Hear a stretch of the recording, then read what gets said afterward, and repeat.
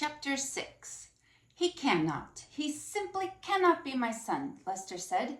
He clutched his whiskers with his front paws and shook his head from side to side in despair.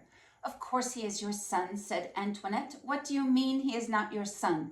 This is a ridiculous statement. Why must you always make the ridiculous statements? You, said Lester. This is your fault. The French blood in him has made him crazy. C'est moi, said Antoinette. C'est moi. Why must it always be I who takes the blame? If your son is such the disappointment, it is as much your fault as mine. Something must be done, said Lester. He pulled on a whisker so hard that it came loose. He waved the whisker over his head. He pointed it at his wife. He will be the end of us all, he shouted, sitting at the foot of a human king. Unbelievable, unthinkable. Oh, so dramatic, said Antoinette. She held out one paw and studied her painted nails.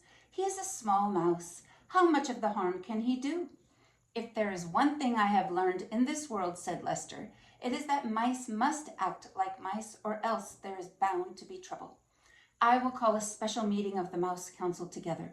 We will decide what must be done. Oh, said Antoinette, you and this Council of the Mouse. It is a waste of the time, in my opinion. Don't you understand, shouted Lester. He must be punished. He must be brought up before the tribunal. He pushed past her and dug furiously through a pile of paper scraps until he uncovered a thimble with a piece of leather stretched across its open end. Oh, please, said Antoinette. She covered her ears. Not this drum of the Council of the Mouse. Yes, said Lester, the drum. He held it up high above his head, first to the north and then to the south, and then to the east and the west. He lowered it and turned his back to his wife and closed his eyes and took a deep breath and began to beat the drum slowly. One long beat with his tail, two staccato beats with his paws. Boom, tat, tat, boom, tat, tat, boom, tat, tat. The rhythm of the drum was a signal for the members of the Mouse Council. Boom, tat, tat, boom, tat, tat, boom. The beating of the drum let them know that an important decision was about to be made, one that affected the safety and well-being of the entire mouse community. Boom, tat, tat, boom, tat, tat, boom. Chapter 7, A Mouse in Love. And what was our own favorite member of the Mouse Council community doing while the sound of the Mouse Council drum echoed through the walls of the castle? Reader, I must report that Furlough had not seen the worst of it. Despereaux sat with the princess and the king and listened to song after song. At one point, gently, oh so gently, the pea picked up the mouse in her hand. She cupped him in her palm and scratched his oversized ears. You have lovely ears, the pea said to him. They are like small pieces of velvet. Despereaux thought that he might faint with the pleasure of someone referring to his ears as small and lovely. He laid his tail against the pea's wrist to steady himself, and he felt the princess's pulse, the pounding of her heart, and his own heart immediately took up the rhythm of hers. Papa, the pea said when the music was over, I am going to keep this mouse. We are going to be great friends. The king looked at Despereaux cupped in his daughter's hands. He narrowed his eyes. A mouse, he muttered. A rodent. What? Said the pea. Put it down, the king commanded. No, said the pea, who was a person who was not at all used to being told what to do. I mean, why should I? Because I told you to. But why? Protested the pea. Because it's a mouse. I know. I'm the one who told you he was a mouse. I wasn't thinking, said the king. Thinking of what? Your mother, the queen. My mother, said the pea sadly. Mice are rodents, said the king. He adjusted his crown. They are related to rats. You know how we feel about rats. You know of our own dark history with rats.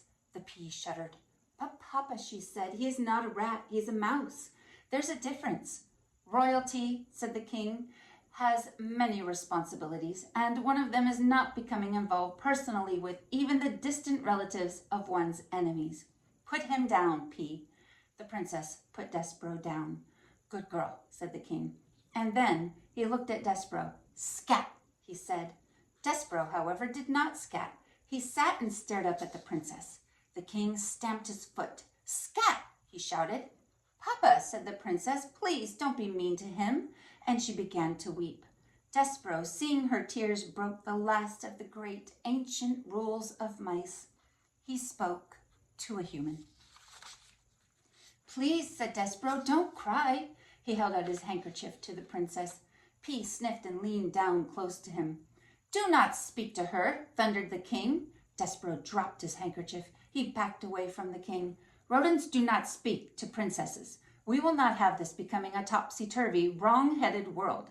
There are rules. Scat! Get lost before my common sense returns and I have you killed." The king stamped his foot again. Despereaux found it alarming to have such a big foot brought down with so much force and anger so close to his own small head. He ran toward the hole in the wall. But he turned before he entered it. He turned and he shouted to the princess, "My name is Despereaux." "Despereaux?" she said. "I honor you," shouted Despereaux. "I honor you" was what the knight said to the fair maiden in the story that Despereaux read every day in the book in the library. Despereaux had muttered the phrase often to himself, but he had never before this evening had occasion to use it when speaking to someone else. "Get out of here," shouted the king, stamping his foot harder and then harder still, so it seemed as if the whole castle, the very world, were shaking. "Rodents know nothing of honor." Despereaux ran into the hole, and from there he looked out at the princess. She had picked up his handkerchief, and she was looking at him, right directly into his soul. "Despereaux," she said. He saw his name on her lips. "I honor you," whispered Despereaux. "I honor you." He put his paw over his heart. He bowed so low that his whiskers touched the floor. He was, alas, a mouse deeply in love.